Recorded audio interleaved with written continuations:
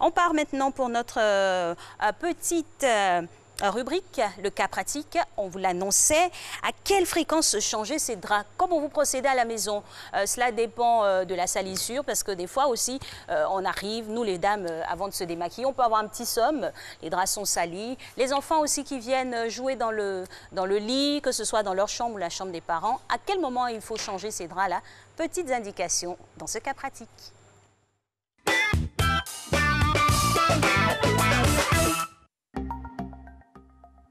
Les draps.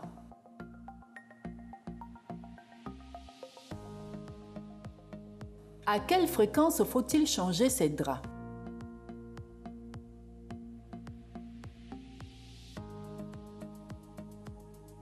Dormir dans des draps propres est une des sensations les plus douces et agréables.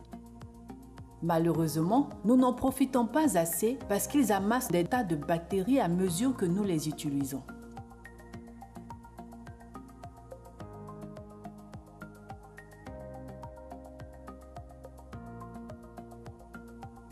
Les draps sales sont un nid à microbes.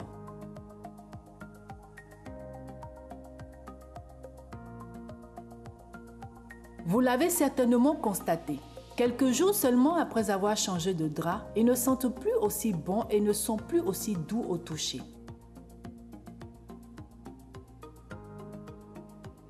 En effet, des millions de particules microscopiques ont eu le temps de se développer et partagent désormais leur nuit en notre compagnie. Constatez-le vous-même.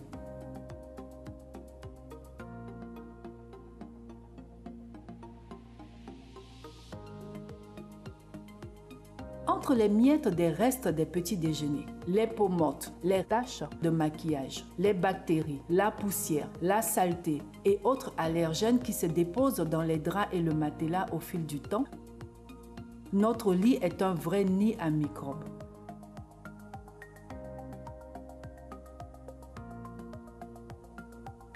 Sans compter la transpiration et autres fluides corporels. Chaque personne sécrète 100 litres de sueur en moyenne chaque année dans son lit. Le saviez-vous? Imaginez alors si vous êtes 2 ou 3 à partager le même lit. Pour limiter les risques, une seule solution. Changez les draps régulièrement, soit une fois toutes les semaines ou toutes les 2 semaines au plus tard.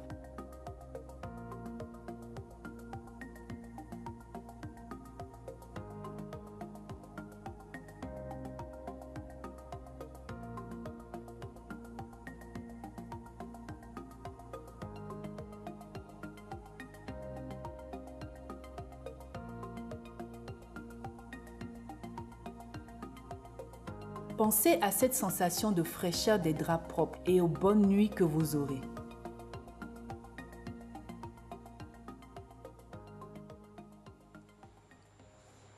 Et voilà, bonne note, on espère que vous avez pris pour changer vos draps à une fréquence raisonnable. On l'a indiqué, c'est une fois chaque semaine ou au maximum une fois chaque 2 semaines.